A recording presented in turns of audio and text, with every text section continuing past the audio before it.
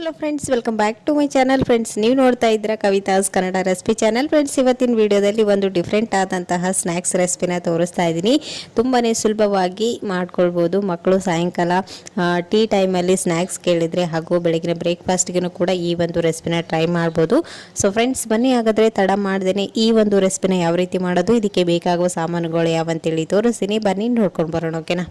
So friends, ಇಲ್ಲಿ ಮೊದಲೇದಾಗಿ ನಾನು ಒಂದು ಮಿಕ್ಸಿಂಗ್ ಬೌಲ್ ತೊಗೊಂಡಿದ್ದೀನಿ. ಇದಕ್ಕೆ ನಾನಿಲ್ಲಿ 1 ಗ್ಲಾಸ್ನಷ್ಟು ಅಕ್ಕಿನ ಹಾಕೊಳ್ತಾ ಇದ್ದೀನಿ. ಈ ಅಕ್ಕಿನ ಒಂದೆರಡು ಸರಿ ಚೆನ್ನಾಗಿ ವಾಶ್ ಮಾಡಿಬಿಟ್ಟು ಇದನ್ನ ನಾವು 1-2 ಗಂಟೆಗಳ ಕಾಲ ಚೆನ್ನಾಗಿ ನೆನೆಸಿ ಇಡಬೇಕು. ಇವಾಗ ಇಲ್ಲಿ ನೋಡ್ತಾ ಇದ್ರೆ 1-2 ಅವರ್ಸ್ ನಂತರ ತೋರಿಸ್ತಾ ಇದ್ದೀನಿ. ಅಕ್ಕಿ ಚೆನ್ನಾಗಿ ನೆಂದಿದೆ. ಇವಾಗ ಇದನ್ನ ನೀರನ್ನ ಸಪರೇಟ್ ಮಾಡಿಕೊಂಡು ಇವಾಗ ಇದನ್ನ ಒಂದು ಮಿಕ್ಸಿ ಜಾರ್ಗೆ ಹಾಕಿ ಗ್ರೈಂಡ್ ಮಾಡ್ಕೊಂಡು ತಗೊಳ್ಬೇಕು. ಇದರಲ್ಲಿನೇ ನಾನು ಬೇಯಿಸಿ ಇಟ್ಕೊಂಡಿರುವಂತ 2 ಆಲೂಗಡ್ಡೆನ ಹಾಕ್ತಾ ಇದ್ದೀನಿ. ಹಾಗೇನೆ ಒಂದು ಸ್ವಲ್ಪ ಹಸಿ ಶುಂಠಿ, ಹಾಗೇನೆ 1-2 ಹಸಿಮೆಣಸಿನಕಾಯಿ, ಹಾಗೆ ಸ್ವಲ್ಪ ಬೆಳ್ಳುಳ್ಳಿ, ಸ್ವಲ್ಪ ಕೊತ್ತಂಬರಿ ಸೊಪ್ಪನ್ನು ಕೂಡ ಹಾಕೊಂಡು ಇದೆಲ್ಲವನ್ನು ಚೆನ್ನಾಗಿ ಸ್ಮೂತ್ ಬ್ಯಾಟರ್ ತರ ನೀಟಾಗಿ ಇದನ್ನ ಗ್ರೈಂಡ್ ಮಾಡ್ಕೊಂಡು ತಗೊಳ್ಳಿ. ಇಲ್ಲಿ ನೋಡ್ತಾ ಇದ್ರಲ್ವಾ, ಬೋಂಡಾ ಹಿಟ್ಟು ಯಾವ ರೀತಿ ಇರುತ್ತೆ ಆ ರೀತಿ ಇದ್ರೆ ಸಾಕು.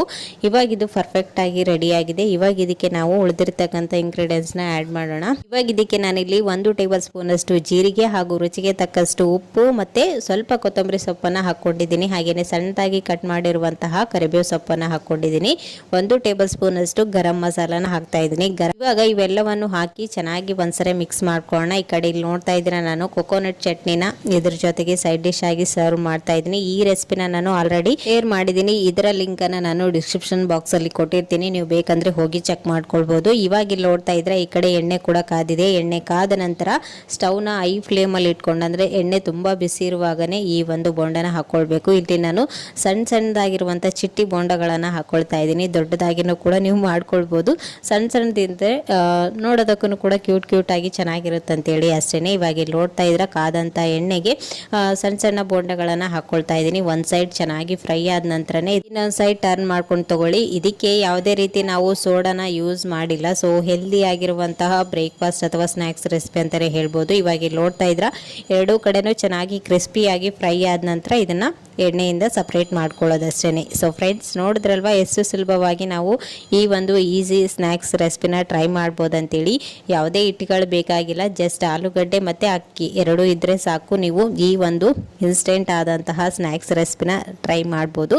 ಸೊ ಫ್ರೆಂಡ್ಸ್, ನೋಡ್ತಾ ಇದ್ರಲ್ವಾ ಎಷ್ಟು ಕಲರ್ಫುಲ್ ಆಗಿ ಕಾಣಿಸ್ತಾ ಇದೆ.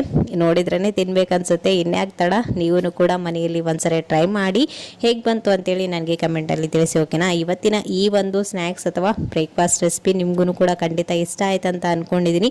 ಇಷ್ಟ ಆದರೆ ಪ್ಲೀಸ್ ಒಂದು ಲೈಕ್ ಕೊಡೋದನ್ನ ಮರಿಬೇಡಿ. ಸೊ ಫ್ರೆಂಡ್ಸ್, ಇವತ್ತಿನ ಈ ಒಂದು ರೆಸಿಪಿನ ಇಲ್ಲಿಗೆ ಎಂಡ್ ಮಾಡ್ತಾ ಇದ್ದೀನಿ. ಮತ್ತೆ ನಾಳೆ ಹೊಸ ರೆಸಿಪಿ ಒಂದಿಗೆ ಮತ್ತೆ ನಿಮ್ಮನ್ನ ಮೀಟ್ ಮಾಡ್ತೀನಿ ಫ್ರೆಂಡ್ಸ್. ಅಲ್ಲಿವರೆಗೂ